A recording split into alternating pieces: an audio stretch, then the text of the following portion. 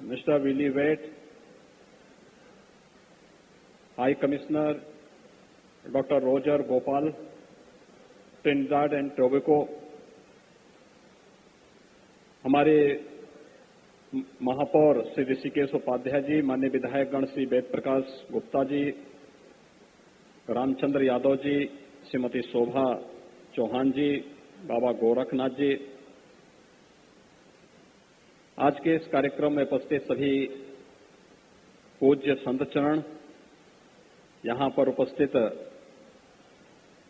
जगतगुरु रामानुजाचार्य पूज्य स्वामी वासुदेवाचार्य जी महाराज, पूज्य स्वामी श्रीधराचार्य जी महाराज, पूज्य स्वामी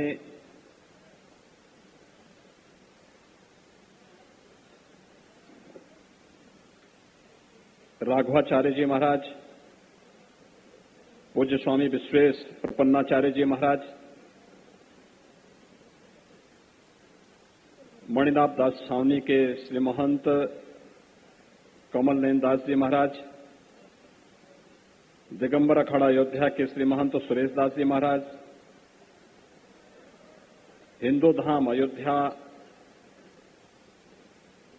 का विशिष्ट आश्रम अयोध्या के श्री महंत पूर्व सांसद डॉक्टर रामविलास वेदांती जी,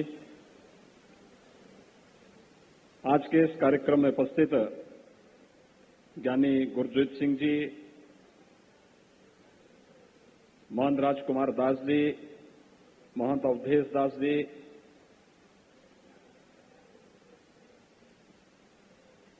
सभी पूज्य संत चरण और अयोध्या से जुड़े हुए सभी उपस्थित भाइयों बहनों, मैं आप सबको और पूरे प्रदेशवासियों को देश और दुनिया में जहां कहीं भी आज का यह पावन आयोजन लोग देख पा रहे हों, सुन पा रहे हैं, उन सभी को मैं पंचम दीपोत्सव महोत्सव की हृदय से बधाई देता हूं, उन सब का अभिनंदन करता हूं और आप सबका मैं स्वागत भी करता हूं। ये हम सब के लिए सौभाग्य का अवसर है। 2017 में प्रदेश सरकार ने मर्यादा पुरुषोत्तम भगवान श्री राम की इस पावन स्थली में दीपोत्सव के इस कार्यक्रम को आगे बढ़ाया था। देश के यशस्वी प्रधानमंत्री जी की प्रेरणा थी, पूज्य संतों का सहयोग था, जनप्रतिनिधियों की सक्रिय सहभागिता थी और पूरी सरकार लगी थी, पूरा प्रशासनिक तंत्र लगा था, यहां की शिक्षण प्रशिक्षण संस्थाएं लगी थी और देखते ही देखते यह आयोजन अपने आप में दुनिया का एक विशिष्ट आयोजन बन गया। वास्तव में प्रकाश पर्व दीपावली, जिसे पूरा देश दीपावली के रूप में मनाता है, ये अयोध्या की देन है। मर्यादा पुरुषोत्तम भगवान श्री राम के 14 वर्ष के वनवास के बाद अयोध्या आगमन की स्मृति में पूरा भरतखंड इस आयोजन के साथ जुड़ता है। लेकिन 5 वर्ष पहले जब अयोध्या के बारे में दीपोत्सव की चर्चा सामने आई थी, तो अयोध्या में ही आज के दिन पर यह आयोजन नहीं हो रहा था। तब हमारी सरकार ने तय किया कि नहीं, अगर अयोध्या को उसकी पहचान दिलानी है तो प्रभु राम के आगमन पर अयोध्या राम राज्य की ओर गया था, भारत राम राज्य की ओर गया था और एक बार फिर से दीपोत्सव के माध्यम से वे सभी कार्य सफल होंगे। और आज उसका परिणाम है कि पंचम दीपोत्सव के आयोजन के साथ जुड़ते हुए आज यहां पर केंद्रीय मंत्री भी बैठे हैं, 3 देशों के माननीय राजदूत और उच्चायुक्त भी बैठे हैं, पूज्य संतजन भी हैं, जनप्रतिनिधि भी हैं, जनता जनार्दन भी भारी संख्या में आई है और जितनी जनता जनार्दन यहां पर आई है, इससे 10 गुना दीप उत्सव के आयोजन स्थल पर राम जी की पेड़ी में एकत्र हैं। यानी अपने आप में एक उत्सव।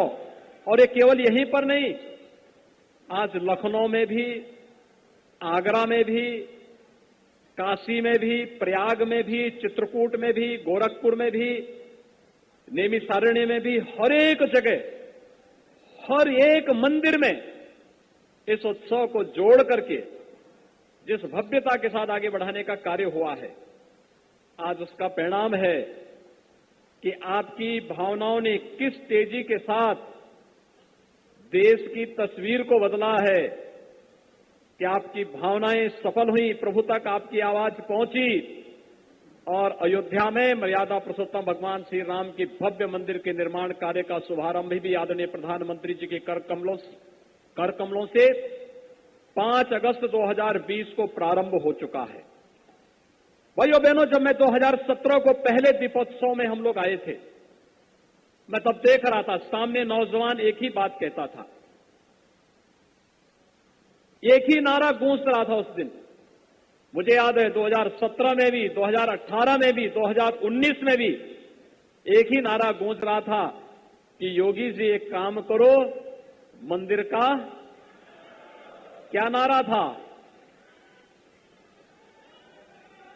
आप अपना नारा भूल गए, लेकिन मैं आपका नारा नहीं भूला हूं। एक ही बात आपकी निकलती थी कि योगी जी एक काम करो, मंदिर का। और भाइयों बहनों, आप अपना नारा भूल गए, लेकिन हम अपना काम भूले नहीं। मैं तब भी कहता था कि मंदिर निर्माण के लिए आधारशिला तैयार की जा रही है।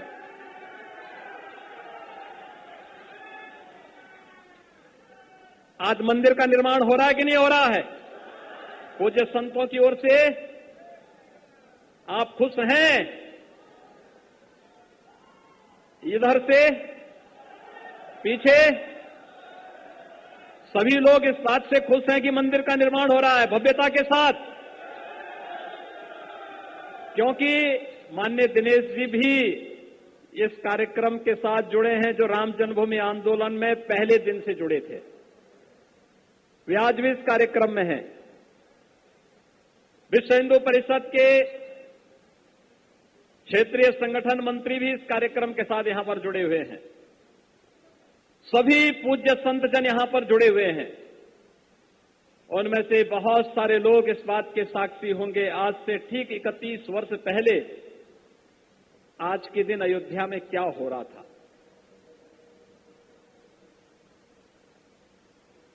30 अक्टूबर 1990 और 2 नवंबर 1990 को इसी अयोध्या में राम भक्तों पर, राम कार सेवकों पर गोलियां चलाई गई थी। बर्बर लाठीचार्ज हो रहा था। तब जय श्री राम बोलना एक अपराध माना जाता था। तब राम मंदिर की बात बोलना अपने आप में एक अपराध होता था। लेकिन भाइयों बहनों, आपकी ताकत, लोकतंत्र की ताकत कितनी मजबूत होती है, आपने उसका एहसास कराया।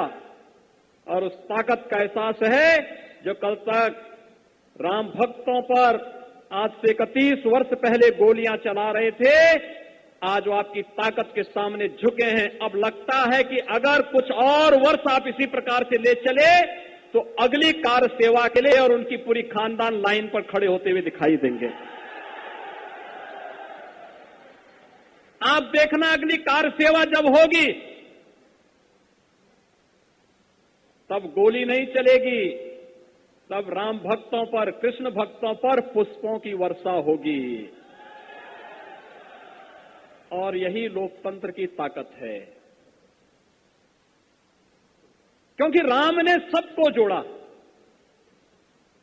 यही तो राम की ताकत है। लगाते हैं माता सबरी के जूठे बेर भी खाते हैं, वनवासियों को, बानरों को, भालुओं को, सबको एक साथ जोड़ करके न केवल आर्याव्रत की ज्ञान परंपरा की रक्षा करते हैं, संपूर्ण आर्याव्रत की रक्षा का दृढ़ संकल्प के साथ आगे बढ़ा करके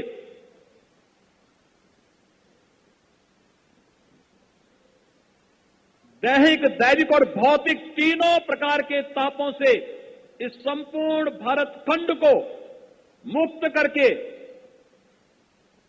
राम राज्य की जो आधारशिला रखते हैं, आज वे आदर्श राज्य की परिकल्पना हम सबके सामने एक आदर्श के रूप में है। और यही तो आज हो रहा है। आपने इस बात को देखा होगा, विगत 7.5 वर्षों के दौरान प्रधानमंत्री मोदी जी के नेतृत्व में सबको आवास, कोई भेद नहीं, हर जरूरतमंद को आवास मिलेगा। हर जरूरतमंद को, हर गरीब के घर में व्यक्तिगत शौचालय बनेगा। हर एक के घर में प्रधानमंत्री सौभाग्य योजना में बिजली के कनेक्शन फ्री में मिलेंगे। रसोई गैस का सिलेंडर उज्ज्वला योजना में फ्री में मिलेगा। स्वास्थ्य की सुविधा के लिए 5 लाख रुपए का सालाना स्वास्थ्य बीमा का कवर हर गरीब को मिलेगा। और तो और हम यह पंचम दीपोत्सव ऐसे समय में मनाए हैं जब भाइयों बहनों पूरा देश और पूरी दुनिया कोरोना महामारी से पूरी तरह त्रस्त है। विगत 1.5 वर्ष किस तरीके से बीते हैं हर व्यक्ति जान सकता है। यानी लगभग 1.5 वर्ष से अधिक समय हो चुका है कोरोना महामारी से पूरी दुनिया के अंदर जिस प्रकार की स्थितियां हैं, और उसमें भी भारत के अंदर तमाम अवरोधों के बावजूद, नकारात्मक ताकतों के बावजूद प्रधानमंत्री मोदी जी के नेतृत्व में, उनके मार्गदर्शन में फ्री में टेस्ट, फ्री में उपचार,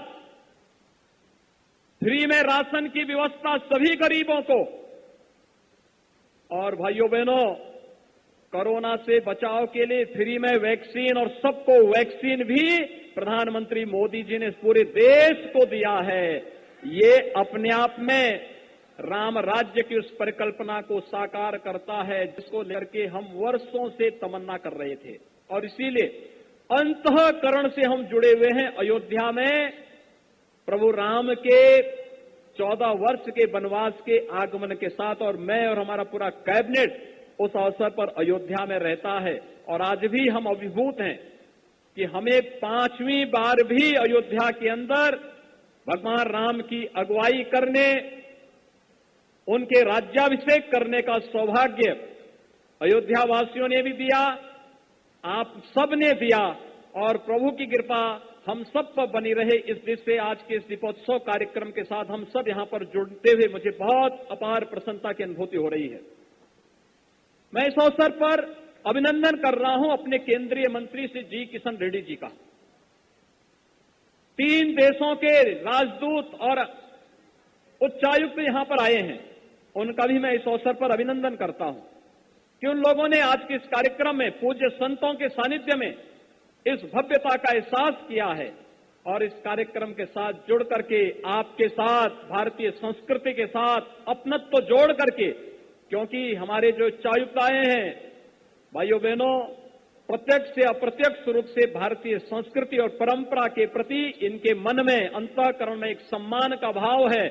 और इन सभी देशों के प्रति भारत के जो सांस्कृतिक संबंध हैं, उन संबंधों को सुदृढ़ता प्रदान करने के लिए हमारे सभी माननीय राजदूत यहां पर पूज्य संतों के सानिध्य में इस कार्यक्रम के साथ जुड़ते हुए यहां पर आए हैं। और इसलिए भाइयों बहनों, अयोध्या अब एक नई सांस्कृतिक नगरी के रूप में दुनिया के अंदर छानी चाहिए।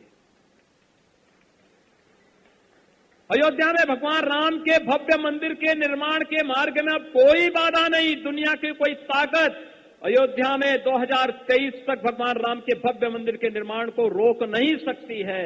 ये तो हर व्यक्ति जानता है, क्योंकि मोदी जी के आने के साथ देश की बात और चली है कि मोदी हैं तो मुमकिन है। हर एक बाधा एक एक करके हटती गई, छंटती गई। आज अयोध्या में भगवान राम के भव्य मंदिर के निर्माण का कार्य चल रहा है। काशी में बाबा विश्वनाथ के मंदिर में व्यापक रूप से आपने परिवर्तन होते हुए देखा होगा। आप मां विंध्यवासिनी जाएंगे, वहां पर भी एक नए सिरे से मां विंध्यवासिनी का धाम एक नई शोभा के साथ, सुंदरीकरण की नई योजना के साथ आगे बढ़ रहा है। में भी इसी प्रकार की सीखने को मिलेगी। उत्तर प्रदेश के अंदर वर्तमान में लगभग 500 ऐसे तीर्थ स्थल और मंदिरों के विकास को लेकर के उत्तर प्रदेश और भारत सरकार कार्य कर रही है, जिसमें से 300 से अधिक कार्य पूरे हो चुके हैं। शेष कार्य अगले 2 महीनों के अंदर पूरा होकर के उत्तर प्रदेश के अंदर परिवर्तन देखने को मिला होगा। पहले भाइयों बहनों, प्रदेश का ये पैसा कब्रिस्तान की बाउंड्री पर खर्च होता था, आज मंदिरों के पुनर्निर्माण और सुंदरीकरण पर खर्च हो रहा है। यही अंतर है सोच पर। जिनको कब्रिस्तान प्यारा था वो पैसा, जनता का पैसा वहां लगाते थे। जिन्हें धर्म और संस्कृति प्यारी है वो धर्म और संस्कृति के उत्थान के लिए, उन्नयन के लिए उस पैसे का उपयोग कर रहे हैं।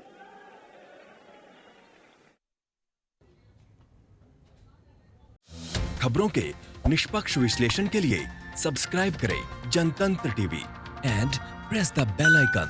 Never miss any update.